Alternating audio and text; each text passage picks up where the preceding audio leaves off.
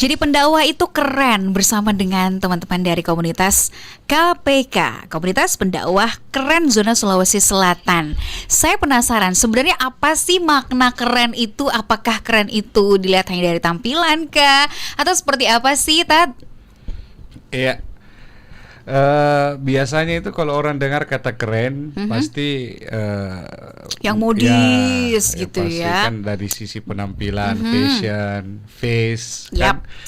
kan. Ya salah satunya juga sih sebenarnya, bukan bermaksud membanggakan diri, tapi alhamdulillah rata-rata teman-teman dari dai-dai KPK itu komunitas pendakwah keren itu ya dari sisi fashion memang kekinian ya, Oh, baik. rata-rata Siap, itu siap, ya, keren lah. Bisa lah dibawa pergi ke undangan. Nggak bikin malu-malu nih. Iya, Oke, bisa. Bisa lah, wajah-wajah TV lah. Ya, bisa. Dan Siap. memang rata-rata kami di KPK memang rata-rata dai-dai yang sudah sering tampil di layar kaca, baik itu TV nasional maupun TV lokal. Tapi selain dari makna keren itu dari sisi fisik, sebenarnya keren yang dimaksud di sini bahwa metode dakwah yang kami lakukan itu memang kekinian, ya tidak tidak tradisional lagi, mengikuti zaman lah, apa yang dibutuhkan umat sekarang, apa yang dibutuhkan anak-anak muda, bahkan lintas generasi, mau yang tua, yang muda, ibu-ibu, anak-anak, kami semua punya teman-teman dai yang bisa punya panggungnya masing-masing. Ya. Bahkan seperti Pak Koordinator Wilayah kami ini kerennya di situ, beliau selain seorang Polri, seorang polisi, beliau juga pendakwah. Disitulah kerennya kan, tidak semua, saya kira tidak semua orang yang disibukkan mungkin dengan pekerjaannya sebagai polisi bisa menjadi pendakwah. Bahkan ada teman kita pengusaha, bahkan ada teman kita PNS, tapi kebanyakan pengangguran. Tapi pengangguran banyak acara, iya.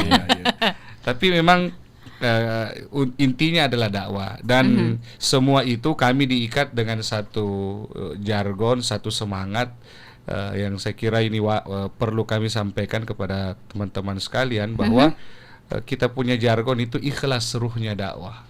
Oke. Nah, ini Benar. jargonnya KPK.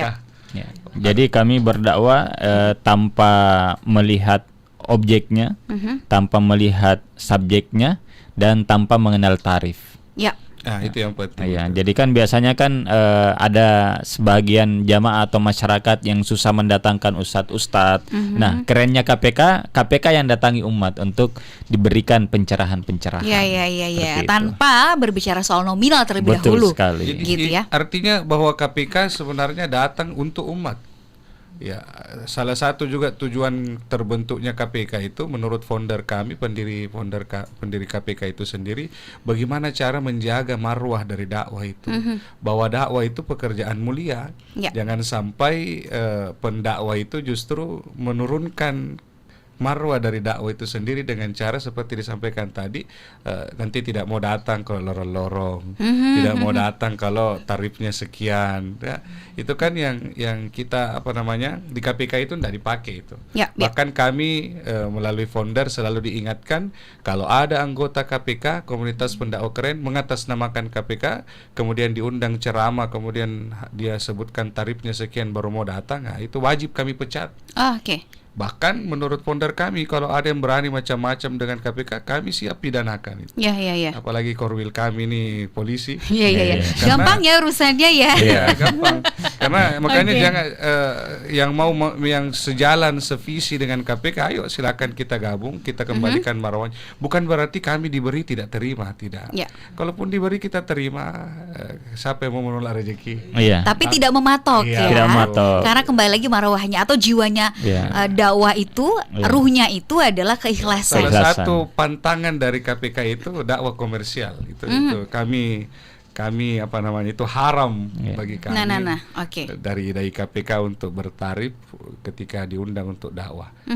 Nah, ini menarik sih sebenarnya, dakwah komersial gitu ya. Tapi nanti kita bahas soal itu, soal dakwah komersial, melihat juga sekarang realitanya banyak yang seperti itu, gitu ya. Tapi saya penasaran sebenarnya, sebelum kita lebih jauh lagi membahas kenapa kita harus jadi pendakwah dan soal komersialisasi tadi, pengalaman masing-masing dari ustadz-ustadz ini seperti apa sih dari awal pertama kali terjun di dunia dakwah gitu? Gimana ceritanya dari Ustadz Hilal dulu? Ya baik, jadi kalau saya kan basicnya adalah polisi. Namun seiring berjalan ternyata tugas polisi ini selaras dengan tugas-tugas dakwah. Okay. Bagaimana mengayomi, melayani masyarakat, memberikan perlindungan. Nah, ternyata cara pendekatan agama itu yang paling cocok untuk membina masyarakat. Dengan pendekatan agama, karena khususnya kita di selatan adalah mayoritas Islam, maka yang paling efektif adalah dengan pendekatan agama. Jadi awal-awal saya hanya sifatnya penyuluhan ke sekolah, penyuluhan di tempat-tempat keramaian.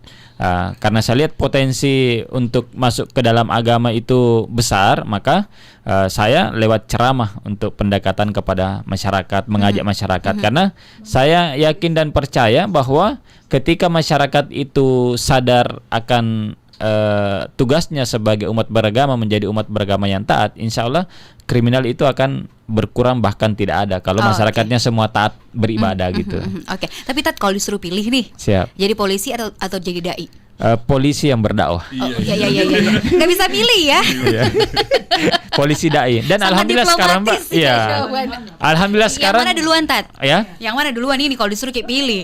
yang duluan tetap polisi, Oh, iya, tapi iya, polisi yang berdakwah. Iya, baik. Alhamdulillah sekarang Mbak sudah ada program dari Kapolri dan alhamdulillah kemarin saya menjadi salah satu finalis 10 besar dai Polri seluruh Indonesia, alhamdulillah. Oke, luar biasa dari lembaga kepolisian. Juga bahkan sudah mendukung gerakan ini. Alhamdulillah. Gitu ya. Oke, jadi kalau disuruh pilih juga nggak pusing lah Nggak ya. pusing ya. Baik. Karena sejalan tugasnya. Sejalan, baiklah. Melayani, mengayomi Siap. masyarakat. Next, Ustadz Zen seperti apa ceritanya dari awal terjun ke dunia dakwah ini? Saya kalau saya tidak salah ingat Dosen. iya, Ya, beliau dosen. pertama menginjak memegang mic ceramah itu ya tahun 2009 kalau tidak salah. Itu dari mimbar Jumat kan begitu. Karena dulu memang Ustadz itu masih sulit ya, tapi masjid banyak. Saya dapat informasi di Makassar sendiri itu lebih dari 3.000 masjid, sementara penceramahnya, pendakwahnya kurang. Sehingga waktu itu saya gabung di beberapa lembaga dakwah yang memang mengatur penceramah di beberapa masjid. Nah, disitulah kemudian saya belajar ikut dengan beberapa kiai, beberapa ulama di Sulawesi Selatan. Kemudian tahun 2014 saya ketemulah sama Ustadz Hilal ini di Masjid Raya pada waktu itu audisi dai muda di ajang pencarian bakat itu. Nah, disitulah kemudian kami terpilih dari kurang lebih 600 pendaftar, terpilih dari beberapa kabupaten kota, akhirnya disaring jadi 6. Dan salah duanya kami berdua terpilih dan akhirnya ke Jakarta di karantina. Kemudian di sanalah kami dapat banyak ilmu dari beberapa ulama, dari beberapa kiai, sehingga kembali ya tentunya kan daya jualnya sudah lebih. Tapi sekali lagi sejak kami lepas dari ajang pencarian bakat itu, tetap kami selalu menanamkan bahwa dakwah itu tugas yang mulia, jangan sampai tercemari dengan embel-embel duniawi. Ya, seperti yang disampaikan tadi Ustadz Hilal, bahwa dakwah itu yang mengayomi seperti tugasnya polisi. Makanya saya respect sekali sama beliau ya. Umat saja diayomi apalagi kamu. Saya berdoa berharap ya mudah-mudahan cepat beliau. Amin. Sebentar makan malam bersama ya. Oke, baik. Nah, kembali ke pertanyaan tadi saya di sesi sebelumnya ya. Gimana sih sebenarnya teman-teman di KPK ini gitu ya menyusun aktivitas, program mungkin juga untuk terus mendukung si marwah dari atau ruhnya dakwah ini gitu loh. Iya, jadi beberapa program sebenarnya yang selama ini jalan bahkan menjadi budaya kita di zona KPK zona Sulawesi Selatan, khususnya bagi teman-teman yang ingin bergabung. Nah, itu salah satu cara kita adalah kita membuat kegiatan, entah itu tabligh akbar atau pengajian, kemudian kita undang datang mereka untuk mengisi ceramah tanpa dibayar, kemanapun. Ya. kemanapun. Oke. Jadi ketika dia datang ya berarti ada kesungguhan. Seperti kemarin sebelum pandemi ini, bahkan sementara pandemi ini, tapi waktu melandai kami buat kegiatan di Baru.